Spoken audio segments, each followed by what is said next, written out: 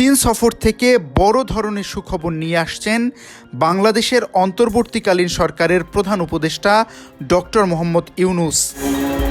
দ্বিপক্ষীয় কূটনৈতিক সম্পর্ক প্রতিষ্ঠার ৫০ বছর পূর্তিতে বাংলাদেশ ও চীন বিনিয়োগ, বাণিজ্য ও সাংস্কৃতিক সম্পর্ক এবং জনগণের মধ্যে পারস্পরিক বিনিময় বাড়াতেও একমত হয়েছে। ২৭ মার্চ বৃহস্পতিবার চীনের উপপ্রধানমন্ত্রী ডিং শুয়েশিয়াং হাইনানের উপকূলীয় শহরে বোয়াও ফোরাম ফর এশিয়া বার্ষিক সম্মেলনের ফাঁকে বাংলাদেশের প্রধান উপদেষ্টা অধ্যাপক মোহাম্মদ ইউনূসের সঙ্গে বৈঠকে একথা বলেন। চীনের উপপ্রধানমন্ত্রী ডিং প্রধান উপদেষ্টাকে বলেন, প্রেসিডেন্ট শি জিনপিং আপনার সফরকে অত্যন্ত গুরুত্বপূর্ণ বলে বিবেচনা করেছেন। তিনি আরও বলেন, চীন আশা করে অধ্যাপক ইউনূসের নেতৃত্বে বাংলাদেশ সমৃদ্ধি অর্জন করবে।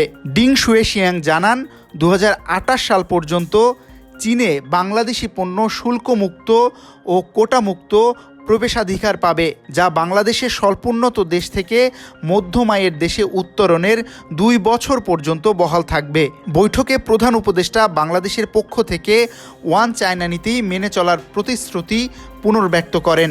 বাংলাদেশের বিভিন্ন উন্নয়ন ও জীবনযাত্রার মানোন্নয়ন প্রকল্পে চীনের সহায়তার পাশাপাশি চীনা ঋণের সুদের হার ৩% থেকে ১ অথবা ২% নামিয়ে আনার অনুরোধ করা হয়।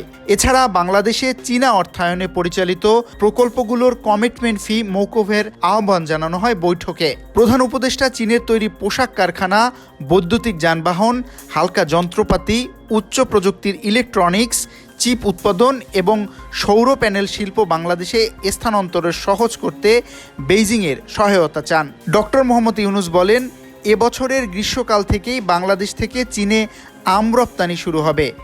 বেইজিং কাঁঠাল, পেয়ারা এবং অন্যান্য জলজ পণ্য আমদানি করতেও আগ্রহী, যাতে চীনের সঙ্গে বাংলাদেশের বাণিজ্য ভারসাম্যের বিশাল ব্যবধান কমানো যায়। এছাড়া চীনা সরকার বিশ্ববিদ্যালয়গুলো বাংলাদেশ শিক্ষার্থীদের জন্য বেশি স্কলারশিপ প্রদান করবে উল্লেখ করে চীনের উপপ্রধানমন্ত্রী বলেন, ইতোমধ্যেই হাজার হাজার বাংলাদেশি শিক্ষার্থী চীনের বিভিন্ন বিশ্ববিদ্যালয়ে পড়াশোনা করছে। চীন বাংলাদেশের সঙ্গে মুক্ত বাণিজ্য আলোচনা শুরু করতে আগ্রহী জানিয়ে দেশটির উপপ্রধানমন্ত্রী বলেন, তার দেশ মোংলা বন্দরের আধুনিকায়ন এবং দাসের কান্দি পয়ঃনিষ্কাশন প্রকল্পের উন্নয়নেও অর্থায়ন করবে। উপপ্রধানমন্ত্রী ডিং ঢাকার রাষ্ট্রীয় মালিকানাধীন বাংলাদেশের শিপিং কর্পোরেশনের জন্য 4টি সমুদ্রগামী জাহাজ ক্রয়ের ক্ষেত্রে চীনের অর্থায়নের আশ্বাস দেন।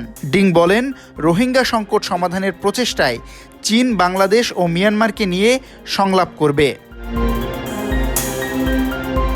বিশাল নিউজ ডেস্ক।